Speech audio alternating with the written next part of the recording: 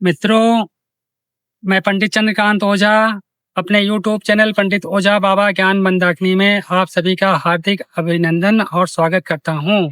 और ये वीडियो मैं हरिद्वार में धर्म घाट में बैठकर बना रहा हूं।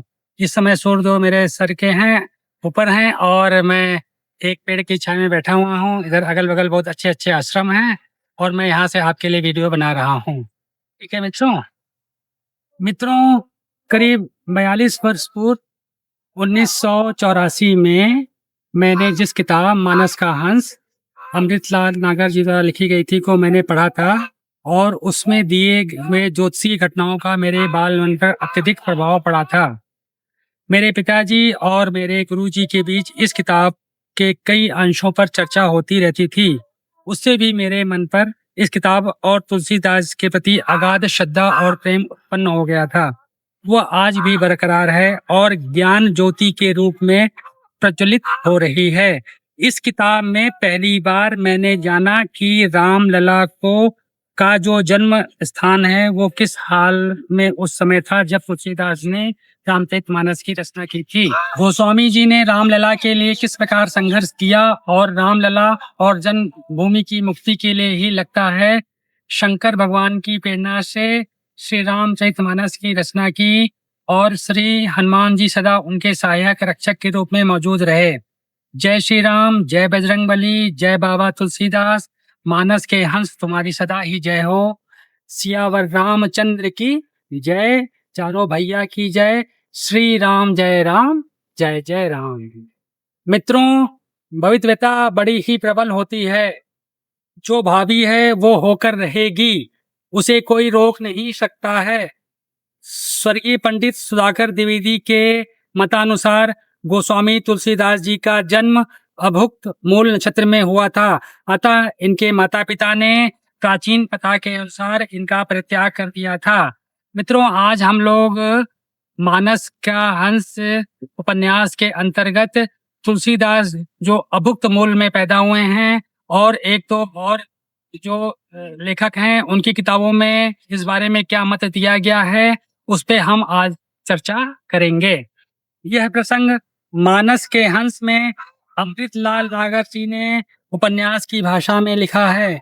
एक अन्य लेखक ने दूसरे प्रकार से लिखा है। एक सामाजिक सुधारक लेखक ने दूसरे प्रकार से लिखा है। इस लेखक को इस बात का कष्ट है कि एक ज्योतिष की किताब मोरत चिंतामणि को आधार बनाकर माता पिता ने अपना हृदय वज्र करके बालक का परित्याग किया।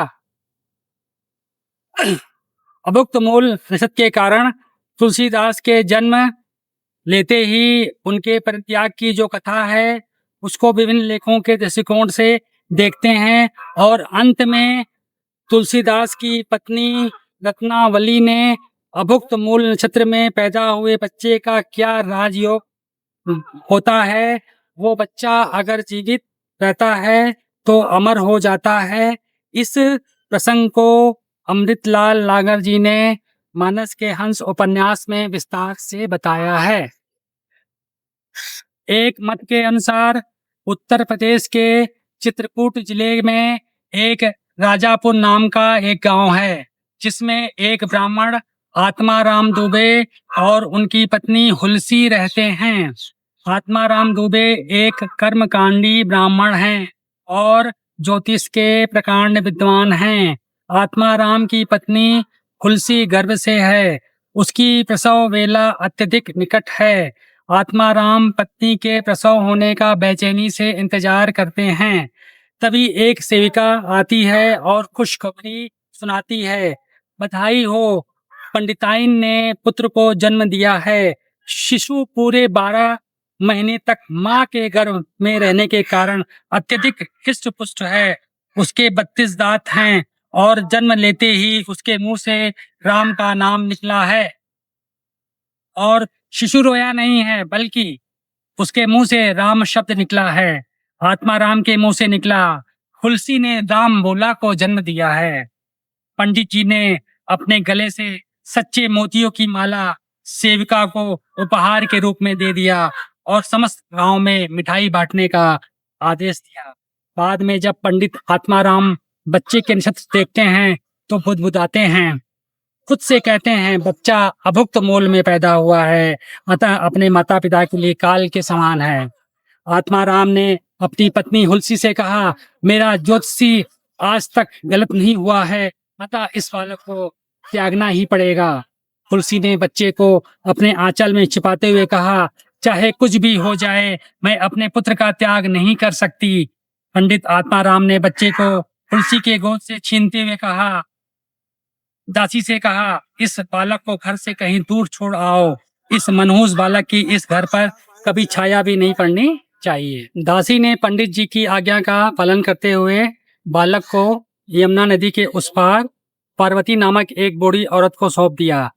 पार्वती एक भिक्षा मांगने वाली स्त्री थी। बच्चे के बिछोह में माता हुलसी ने प्राण त्याग दिया। हुलसी की मौत होने से बच्चे के अभुक्त मूल में जन्म लेने की बात शीघ्र ही पूरे गांव में फैल गई कि रामबोला ने अपनी मां को जन्मते ही डस लिया या मार डाला। डॉक्टर सुदर्शन चोपड़ा की किताब में यह वर्णन दिया हुआ है। दूसरे लेखक ने तुलसीदास के अभुक्त मूल में पैदा होने की घटना का वर्णन इस प्रकार करते हैं। मुहूर्त चिंतामणि नामक ज्योतिष ग्रंथ में ज्येष्ठा नक्षत्र की 13 घटिकाएं और मूल नक्षत्र के आरंभ की 8 घटिकाएं अभुक्त मूल कहलाती हैं। इसमें जो बालक पैदा हो उसका परित्याग कर दें अथवा पिता 8 वर्ष तक उसका मुंह न देखें। आजकल मूल शांति के बाद बालक का चेहरा पिता देखते हैं, ऐसा विधान किया गया है।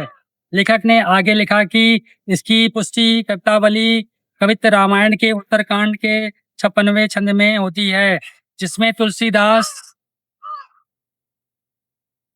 माता पिता के द्वारा त्यागने का उल्लेख करते हैं। मातु पिता जग जाए तज्यो, दिदेहु न लिखी कछु भाल भलाई।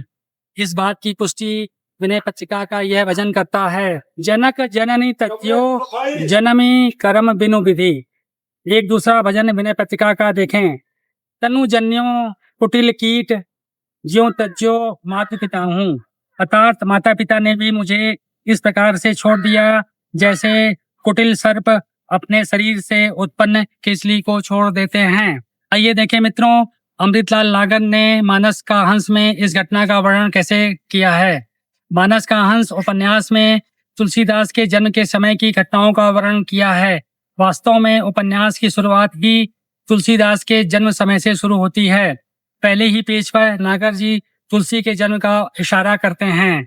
उस दिन बादल गरज बरस रहे थे। 2 बुजुर्ग महिलाओं की बातचीत देखें। अब भाई जन्म मरण तो को के बस की बात है नहीं, तुलसी बिचारी तो आपे दुखियारी रही है। कल संझा के बखत इत्ते इत्ते दर्द उठे पर फिर बंद हो ही गए। रात से तो बिचारी के जर भी चढ़ी आया है। हमसे रो के कहें कि भौजी जाने कौन बरम राक्षस हमारे पेट में आए के बैठा है। आगे दूसरा दृश्य देखिए। तुलसीदास के पिता आत्माराम, जो एक प्रसिद्ध ज्योतिषी थे, अपने होने वाले बच्चे के गृह विचित्रों को देखकर गुड़ा बाहर गणित कर रहे हैं।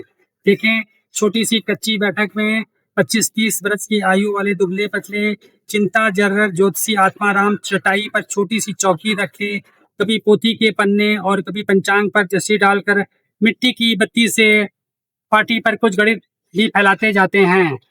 आगे देखिए, पंडित आत्माराम तब तक अपनी जलघड़ी वाली कटोरी के भीतर बनी रेखाओं को देखने में दर्चित हो गए थे।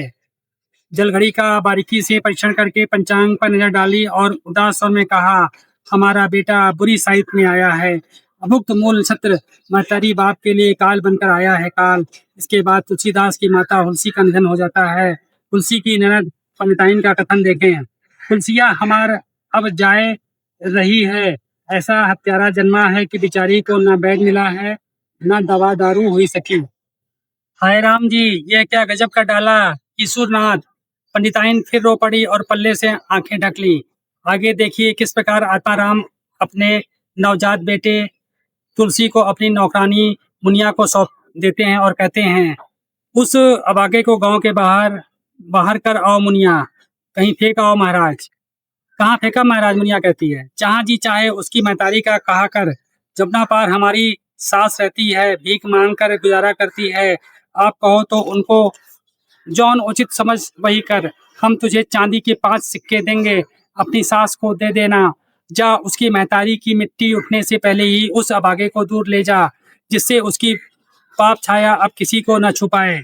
बच्चे, तुलसी को लेकर मुनिया रोती हुई चली गई। मानस का हंस में अभुक्त मूल नक्षत्र पर चर्चा दूसरी बार तब हुई जब तुलसीदास के ससुर पाठक जी का प्रसंग आता है।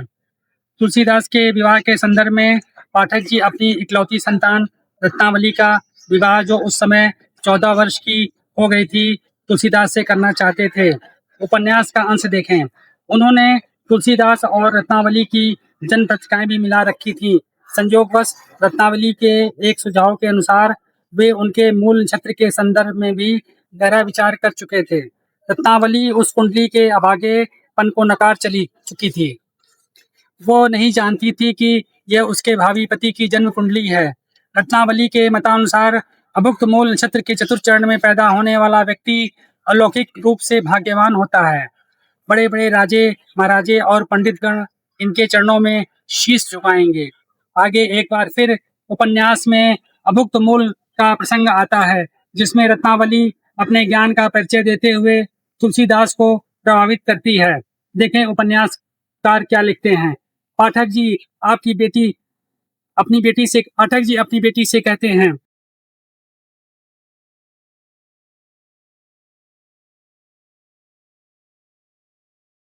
अच्छा रत्नो, इन्हें अभुक्त मूल नक्षत्र के बारे में बता। तुलसीदास कहते हैं, तेरी व्याख्या गलत है। वह जातक निश्चय ही मूल के पहले दूसरे चरण की संधि में हुआ होगा। रत्नावली ने कहा, केवल माता पिता की मृत्यु के प्रमाण से ही यह कह देना ठीक नहीं है बप्पा। प्रश्न यह है कि जातक को 90 वर्ष की आयु से समुचित प्रतिष्ठा, विद्या और उन्नति के सोपान मिलते जा रहे हैं या नहीं। इस प्रकार उपन्यासकार ने रत्नावली को ज्योतिष का अच्छा जानकार दिखाया है। अभुक्त मूल प्रसंग की सुखद परिणति रत्नावली और तुलसीदास के विवाह में होती है। आप लोग देखिए उपन्यासकार ने किस प्रकार रत्नावली और तुलसीदास के प्रसंग को दिखाया है। रत्नावली तुलसीदास को अपने घर में भोजन करा रही है।